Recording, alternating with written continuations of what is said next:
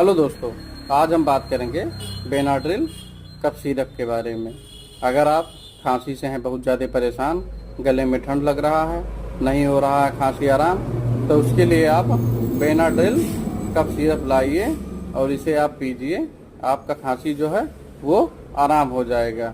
ये आप किसी भी मेडिकल स्टोर पे जाके बेनाड्रिल सिरप नाम बता के इसे आप खरीद सकते हैं।